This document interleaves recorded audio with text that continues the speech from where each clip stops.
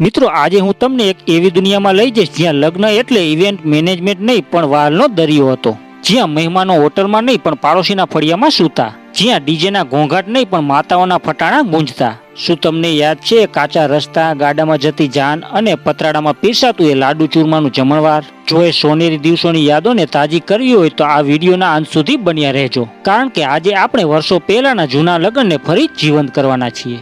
મિત્રો, ત્યારે આજની જેમ રેડીમેડ કપડાની દુકાનો નહોતી. ગામના દરજીને મહિના પહેલા જ કાપડ આપી દેવું પડતું. લગ્નના 10 દિવસ બાકી હોય ત્યારે દરજીને ત્યાં આટા મારવાનું શરૂ થઈ જતું અને દરજી પણ હોશે હોશે આખી રાત સંચો ચલાવીને કપડાં તૈયાર કરતા. એ નવા કપડાની સુગંધ અને દરજી સાથેની એ મીઠી માથાકૂટ એ લગ્ન પહેલાનો એક મીઠો લહાવો હતો.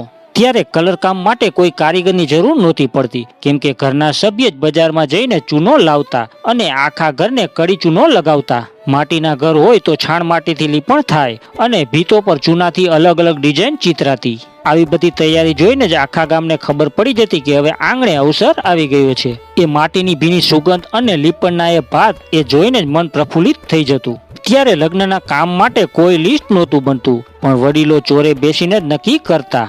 જમના તારે પાણીની વ્યવસ્થા જોવાની, કાના તારે રસોડાનું ધ્યાન રાખવાનું. દરેકને પોતાની જવાબદારી ખબર હતી. ગોરબાપા જ્યારે ઘરે આવીને લગ્ન માટેના મુહૂર્ત અને ચોઘડિયા જોતા ત્યારે આખું ઘર એકાગ્ર થઈને સાંભળતું. લગ્નના 15 દિવસ પહેલા જ મહેમાન આવવાનું શરૂ થઈ જતું. આ બધું જોઈને આખા ઘરમાં એક અલગ જ કરંટ દોડી જતો. રેલવે સ્ટેશન કે બસ સ્ટેન્ડ પર મહેમાનને લેવા જવાની એ દોડધામ અને ઘરે આવતા થતું સ્વાગત. મહેમાનના હાથમાં રહેલી મોટી થેલી જોઈને છોકરા રાજી થઈ જતા કે હવે ખરેખર લગ્ન શરૂ થઈ ગયા. એક મહેમાન આવે એટલે ઘરની રોનક જ બદલાઈ જતી. મિત્રો, આજે તો લગ્ન માટે લોકો લાખો રૂપિયા આપીને ઇવેન્ટ મેનેજર રાખે છે, પણ ત્યારે તો પાડોશી અને કુટુંબના લોકો જ અસલી મેનેજર હતા. કોઈને કહેવું નહોતું પડતું કે તમારે શું કરવાનું છે. ગામના જુવાનિયા જાનના ઉતારાની વ્યવસ્થા સંભાળી લેતા, કાકા રસોડું સાચવી લેતા અને મોટા બાપા મહેમાનોના માનપાન જોતા. આ આખું તંત્ર કોઈ પણ પગાર વગર માત્ર પ્રેમ અને સંબંધના નાતે જ ચાલતું. એ વ્યવસ્થામાં ભૂલ થવાની શક્યતા જ નહોતી, કારણ કે દરેક વ્યક્તિ આ પ્રસંગને પોતાનો જ માનતા. લગ્નના 10 દિવસ પહેલા જ કુટુંબની બધી વહુઓ અને દીકરીઓ ભેગી મળીને અનાજ સાફ કરતી, મસાલા ખાંડતી અને અથાણા બનાવતી. કામની વચ્ચે વચ્ચે જે ગીતો ગવાય અને એકબીજાની જે ખેંચતાણ થાય એમાં જ આખા દિવસનો થાક ઉતરી જતો.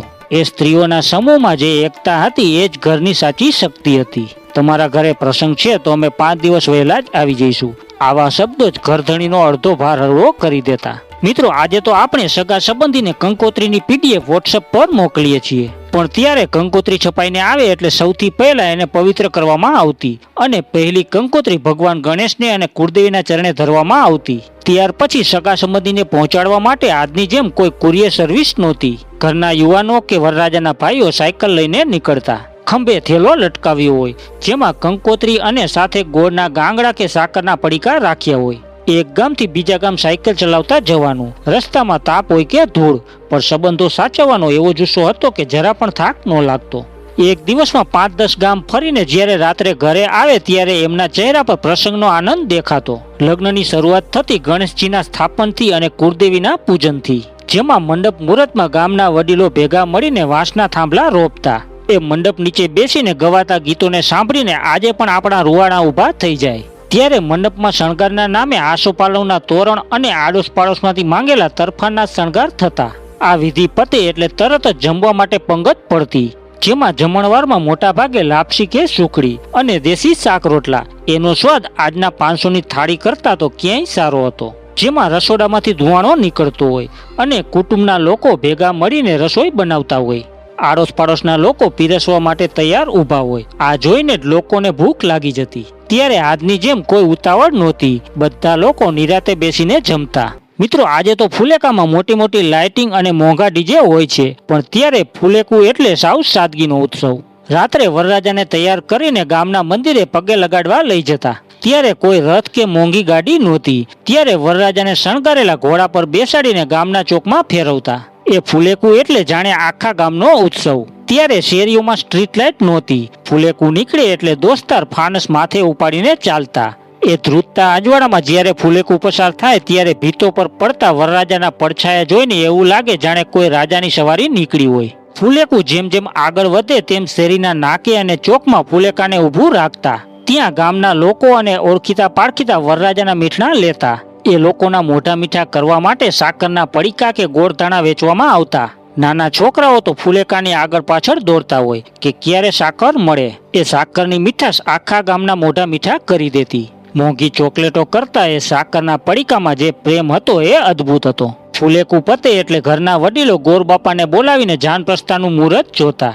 ત્યારે જાન મોટા ભાગે વહેલી સવારે અથવા મોડી રાતે નીકળતી. સવારના પોરમાં વરરાજા તૈયાર થઈ ગયા હોય, માથે સાફો અને હાથમાં તલવાર રાખી હોય, અને વરરાજાના ખિસ્સામાં વરામણીના પૈસા મુકાય. ગાડું કે બસ ઉપરતી વખતે દહીં સાકર ખવડાવીને શુકન કરવામાં આવતું. જાનમાં જનારા યુવાનોનો ઉત્સવ જોવા જેવો હોય.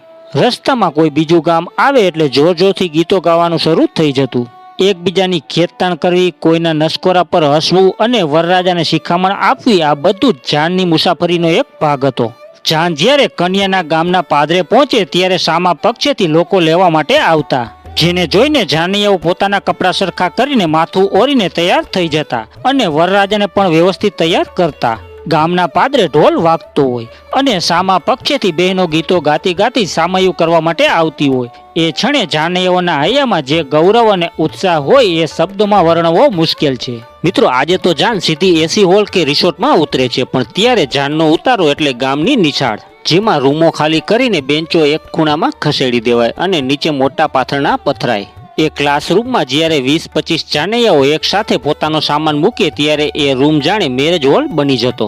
જાન જેવી ઉતારે પહોંચે એટલે સૌથી પહેલા કન્યા પક્ષ તરફથી યુવાનો પાણીના લોટા અને થાળીમાં ગોળ લઈને આવતા, કેમ કે ત્યારે રસ્તાનો થાક ઉતારવા માટે મોઢું મીઠું કરવાની આ પરંપરા હતી. એ કૂવાનું ઠંડુ પાણી અને દેશી ગોળનો સ્વાદ આજે મોંઘા વેલકમ ડ્રિંક્સમાં પણ ન આવે. વરરાજાને ખાસ માન સાથે બેસાડવામાં આવે અને એમના પગરખા સાચવવાની જવાબદારી એમના દોસ્તારની રહેતી.